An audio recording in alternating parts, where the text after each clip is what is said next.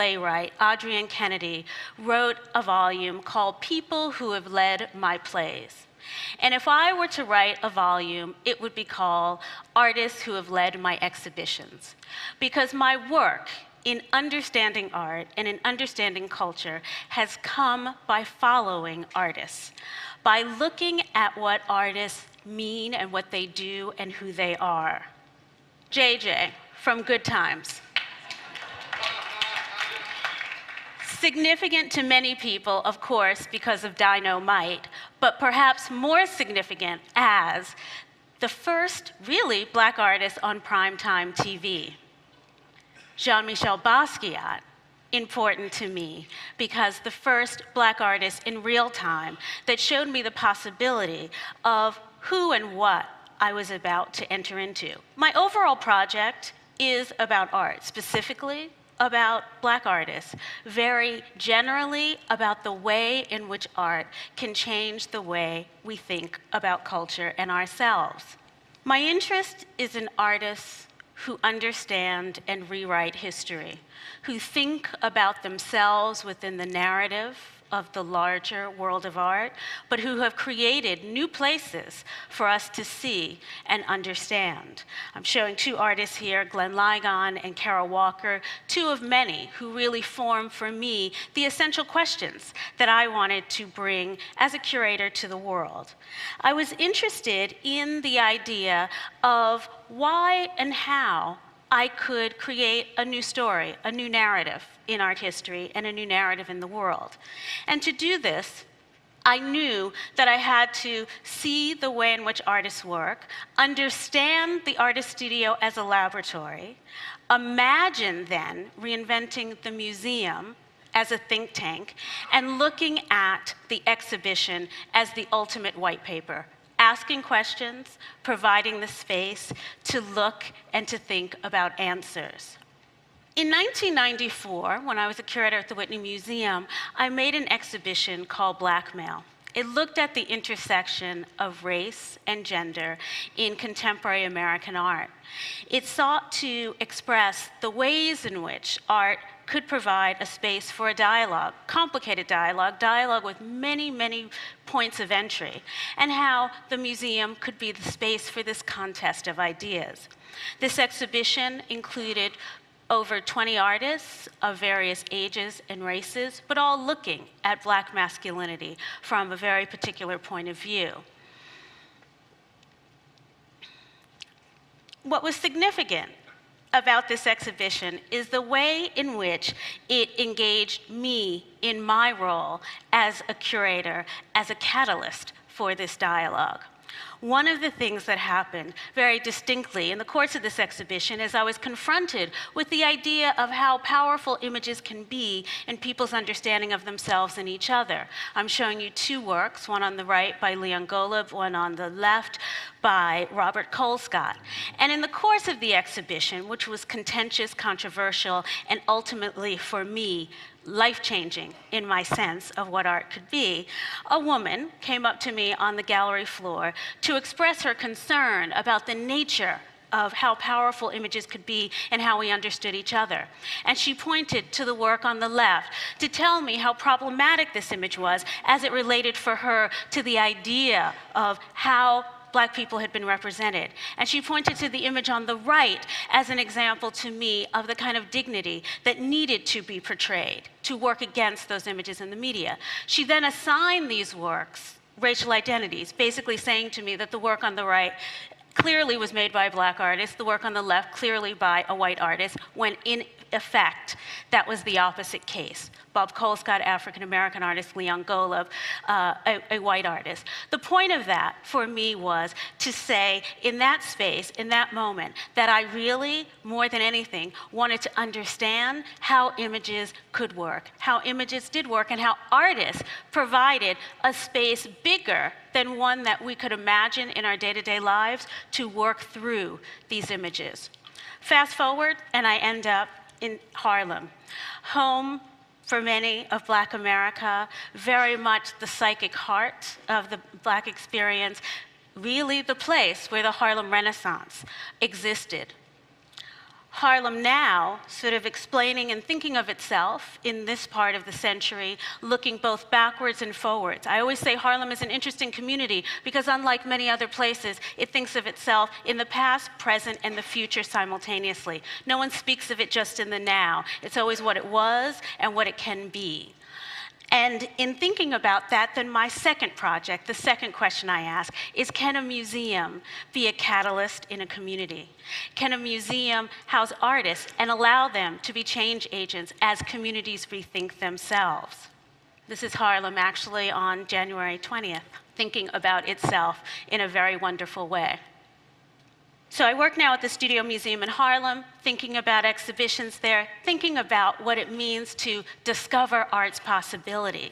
Now, what does this mean to some of you? In some cases, I know that many of you are involved in cross-cultural dialogues. You're involved in ideas of creativity and innovation. Think about the place that artists can play in that. That is the kind of incubation and advocacy that I work towards in working with young Black artists. Think about artists not as content providers, though they can be brilliant at that, but again, as real catalysts. The Studio Museum was founded in the late 60s, and I bring this up because it's important to locate this practice in history, to look at 1968 in the incredible historic moment that is, and think of the arc that has happened since then, to think of the possibilities that we are all privileged to stand in today. And imagine that this museum that came out of a moment of great protest, and one that was so much about examining the history and the legacy of important African-American artists to the history of art in this country, like Jacob Lawrence, Norman Lewis, Ramir Bearden. And then, of course, to bring us to today. In 1975, Muhammad Ali gave a lecture at Harvard University. After his lecture, a student got up and said to him, "Give us a poem." And Muhammad Ali said, "Me, we." A profound statement about the individual and the community. The space in which now, in my project of discovery, of thinking about artists, of trying to define what might be Black art cultural movement of the 21st century, what that might mean for cultural movements all over this moment, the me, we seems incredibly prescient, totally important. To this end, the specific project that has made this possible for me is a series of exhibitions, all titled with an F, Freestyle, Frequency, and Flow, which have set out to discover and define the young Black artists working in this moment, who I feel strongly will continue to work over the next many years. This series of exhibitions was made specifically to try and question the idea of what it would mean now, at this point in history, to see art as a catalyst. What it means now, at this point in history, as we define and redefine culture, Black culture specifically in my case, but culture generally. I named this group of artists around an idea which I put out there called post-Black, really meant to define them as artists who came and start their work now, looking back at history, but start in this moment historically. It is really in this sense of discovery that I have a new set of questions that I'm asking. This new set of questions is, what does it mean right now to be African American in America? What can artwork say about this? Where can a museum exist as the place for us all to have this conversation?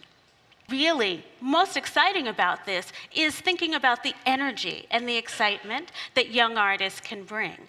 Their works for me are about not always just simply about the aesthetic innovation that their minds imagine, that their visions create and put out there in the world, but more, perhaps importantly, through the excitement of the community that they create as important voices that would allow us right now to understand our situation as well as in the future. I am continually amazed by the way in which the subject of race can take itself in many places that we don't imagine it should be. I am always amazed by the way in which artists are willing to do that in their work. It is why I look to art. It's why I ask questions of art. It is why I make exhibitions. Now, this exhibition, as I said, 40 young artists done over a course of 8 years. And for me, it's about considering the implications. It's considering the implications of this generation has to say to the rest of us. It's considering what it means for these artists to be both out in the world as their work travels, but in their communities as people who are seeing and thinking about the issues that face us.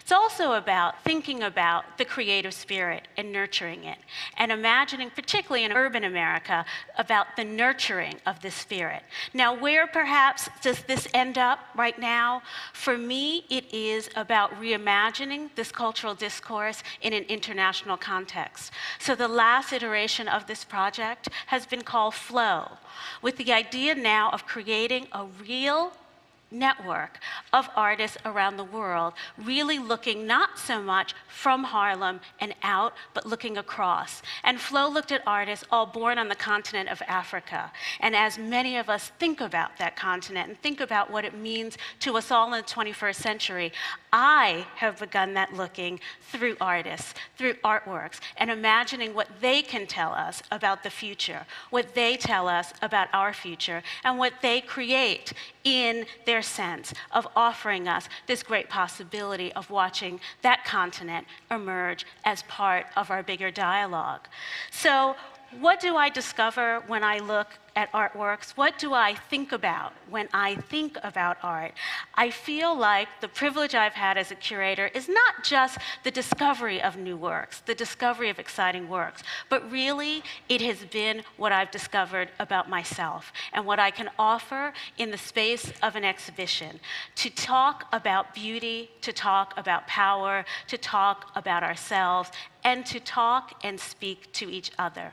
That's what makes me get up every day and want to think about this generation of Black artists and artists around the world. Thank you.